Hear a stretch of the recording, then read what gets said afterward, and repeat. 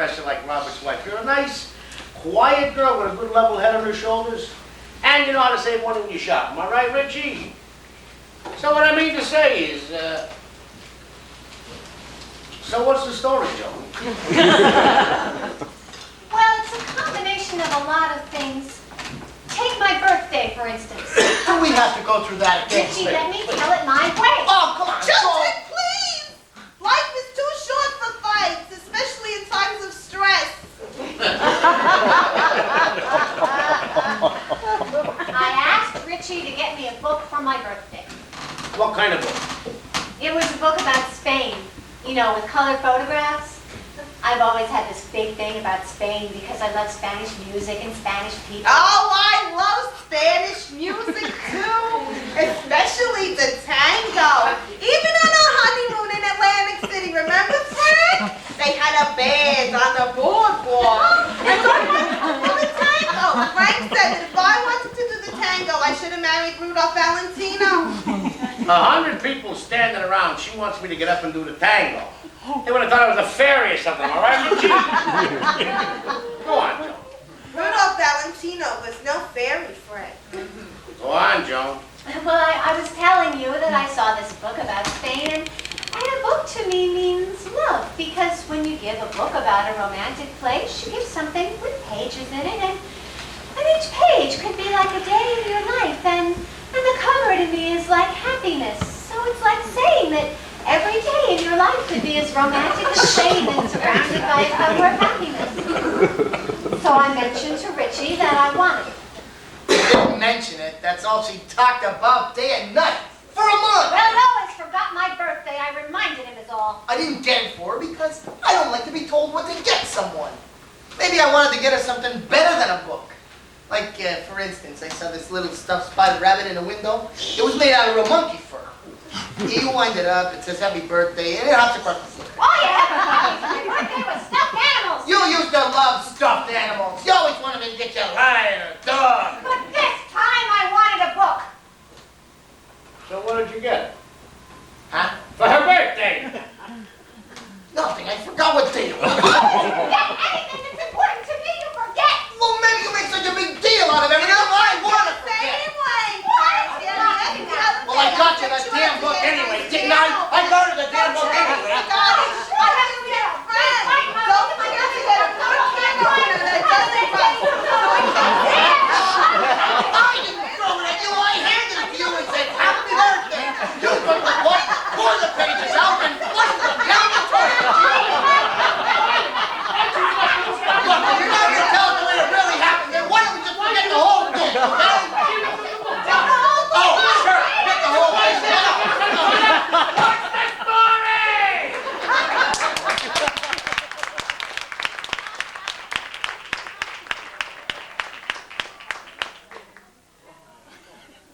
Now, I don't want anybody to talk until I ask him to talk. And then I don't want anybody to interrupt who's talking. All right? So maybe we can discuss this like civilized people and get to the bottom, all right? All right.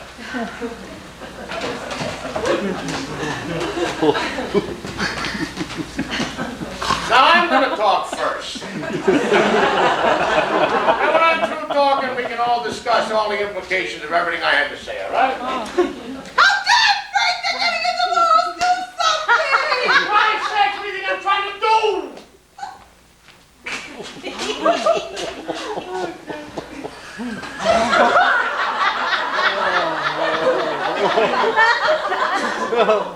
Now listen to me, Joe. Maybe you don't believe this, but I've been through these things and speaking from my own experiences. Whenever there's difficulties in a marriage, it's usually caused by one of the parties involved causing friction, yeah? You know what I mean, Joe? Well, what I mean is that one of the parties is causing it, and one of the parties is, you know what I mean, Richie. Well, what I mean to say is when there's difficulties in a marriage, it's the two parties have got to, you know what I mean, Beatrice? Well, what I mean to say is, Beatrice, why don't you take Joan in the other room? I'd like to talk to Richie alone.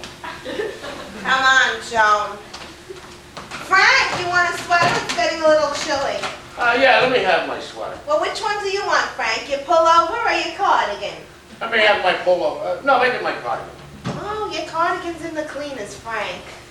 All right, let me have my pullover. It's a little heavy for that, don't you think?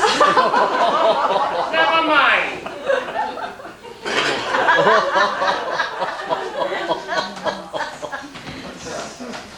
So, what happened? You had a little something on the side you found out about it, huh? No, that's not the reason. Come on, you can tell me. I never told you this before, but you're grown up now. I strayed too when I was young. Don't get me wrong, I never went looking for it, but you know, sometimes you're walking down the street, it falls in your lap. You really don't have to tell me this, Pop. It happens to everybody. I love your mother, but you know, sometimes you need a little more stimulation. All right, thank God, you know, mother never felt that way. But anyway, this one time she found out about it. Her stupid sister Pauline opened her big mouth. She walked out on me for 4 days. But then she came back. I mean, where was she going to go? All right, she was very hurt and very upset, and I never heard the end of it. That stupid Pauline, I should have busted her in the head. Just before that happened, I slipped and hurt my back on Pauline's porch. I was out of work for 2 weeks, and by the time I paid the doctor and the x-rays, week in the hospital cost me about $150 and $80, about $310. I had an open and shut negligence case, but she got mad because they raised her insurance bill a lousy $7 a year. So to get even with me, she comes over here and opens her big mouth and tells your mother about the time she saw me in Big Joe's with a female companion. Hey, stupid Pauline. Anyway, for a while there, your mother and I had some difficulties, and like I said, when there's difficulties in a marriage, it's usually caused by one of the parties involved causing friction. In our case, it was Pauline.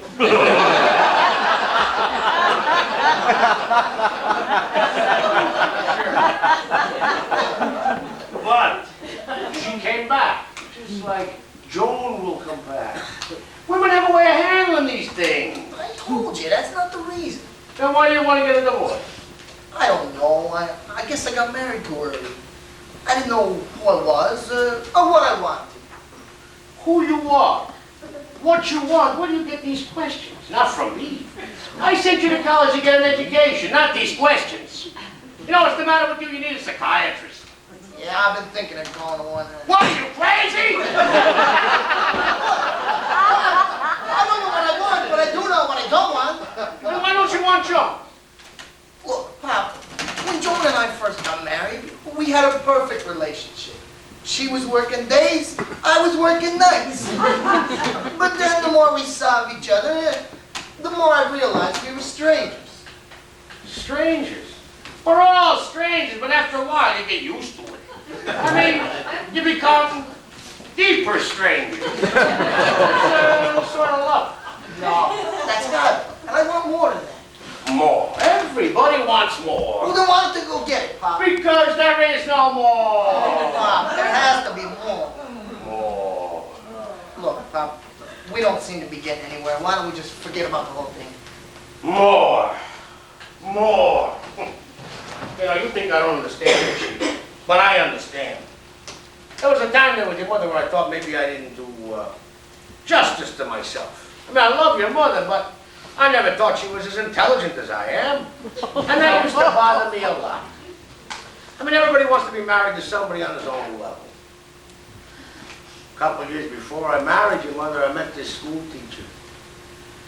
Her name was Mary Rose. A real society girl. I mean, she was Bulgarian. And we had everything in common, the same interests, the same mentality. I used to think that if I married Mary Rose instead of your mother, I wouldn't have yelled and screamed around the house so much. I mean, I think I would have been a different kind of person. But she wouldn't go out with me.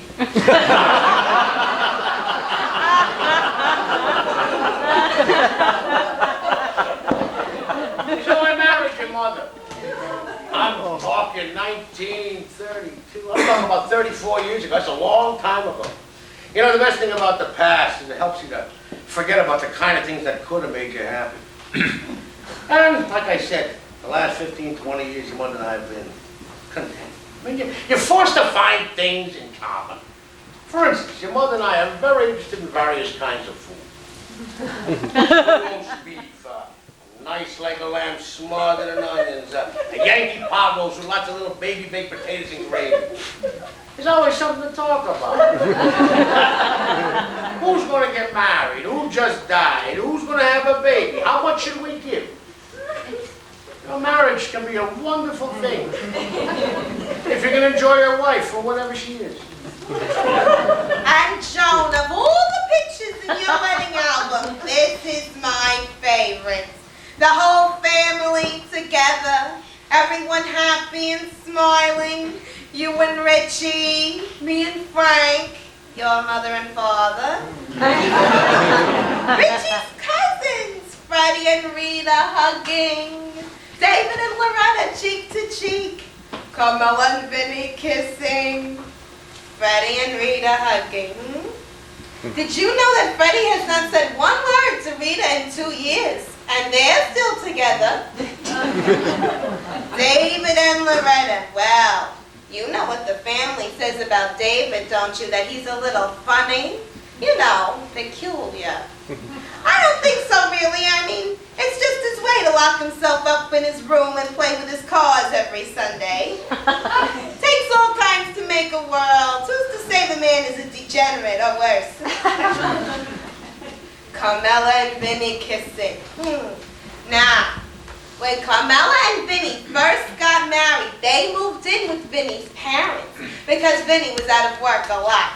And Vinny's mother kept blaming Carmela for Vinny's laziness. Well, one day, Carmela says to Vinny, "If your mother says one more word to me, I'm going to smack her in the face."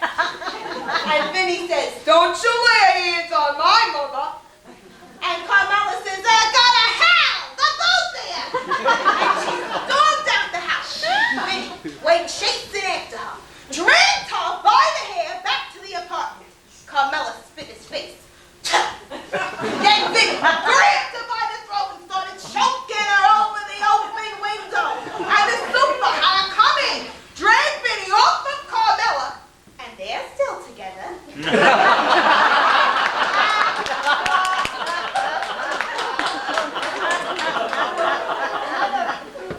Maybe they're right to stay together. I don't know.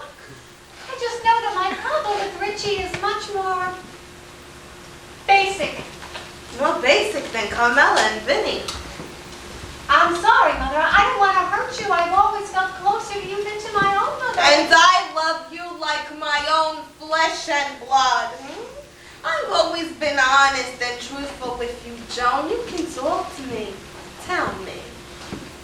Well, Yeah? Mother, ever since I was 15, I loved Richie from afar. Uh-huh. The whole time that we were going together, I was just floating on air, and we had such a good time together because we both loved the beach. Uh-huh. We were always kissing and hugging, and everybody said how good we looked on the dance floor. So I just assumed that one day we would get married and live happily ever after. But I guess we just weren't that lucky. I mean, I knew it was the real thing because I loved everything about him. I loved the way he moved.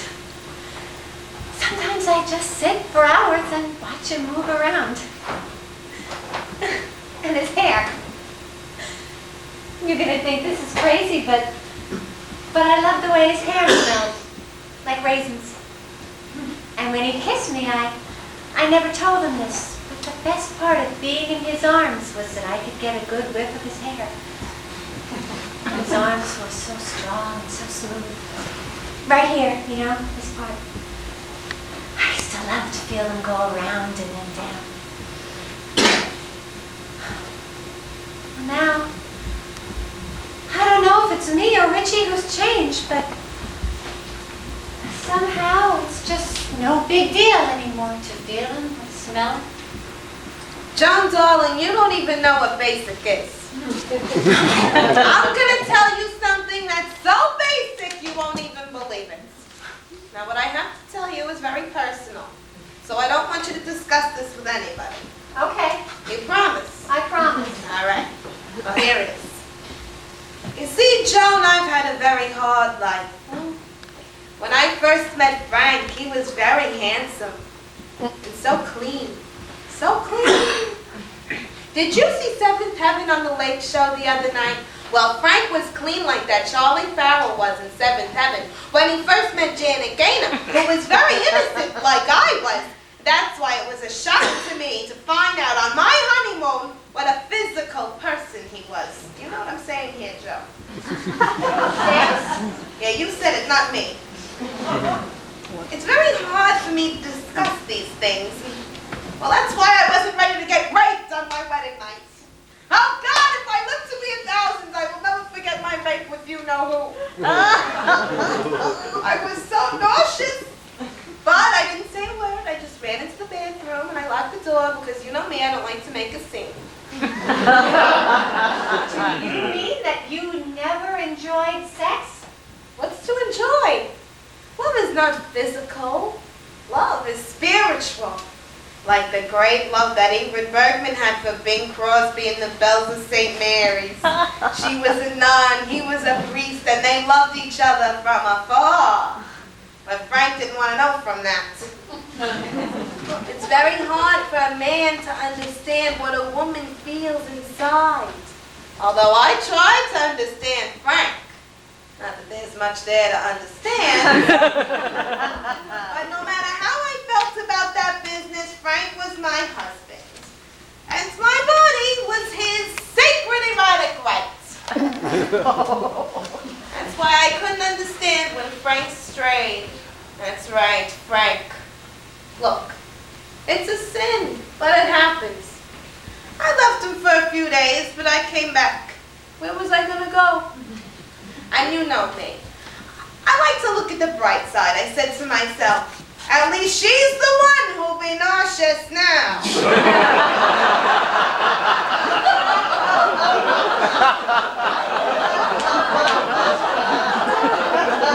I was very hurt, Joan. Very. But I stuck it out. And so did Frank. Because we believe in the highest form of love. Obligations. And as impossible as it seemed to be at the time, Frank and I still built a life together. Frank and I, we have a life together. Frank and me. Together. I don't know what to say except I love you and I hope you'll forgive me. You mean after all I said, you're still going to leave Richie? I'm sorry, Mother. I'll go say goodbye to Dad now. Frank, Joan is leaving. Do something. She's leaving to just straighten it out. How could she leave if you didn't straighten it out? It's very late. Do something, Frank. Why is she going? Did you say something to upset her? Joan, I'm very sorry if be upset. I didn't upset you, did I, Joan? No, come on, let's go. Where are you going? Home. Where's he going? I'm not through talking here. Leave them alone, Frank. They're going together. Is that true? You're going together. That's good that you're going together. Night, Pop. Now, Joan, you let Richie buy you some flowers and take you to a show. Here, buy her a new book.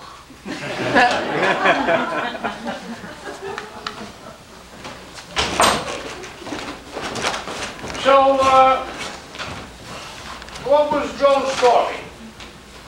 She said she loves me even more than she loves her own mother. That I've always been honest and truthful with her and she can talk to me. Did she have anything to say about me? She was shocked that you strayed, Frank. What do you have to tell her that for? Why does she have to know our business? I was making a point about friction, Frank. All right. Dare is human to forgive divine. All right. What are we gonna do, Frank? What can you do? You live and learn. You gotta take the good with the bad. What can you do? Live and learn. What will people say? People don't have to know. You raise a boy, you teach him values. Stupid Pauline. You teach him a family.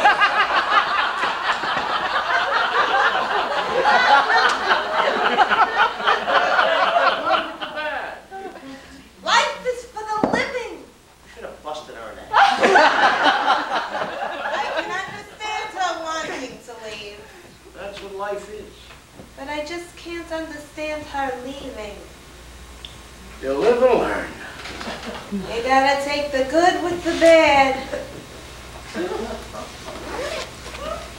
I think I'll have that crumb cake now.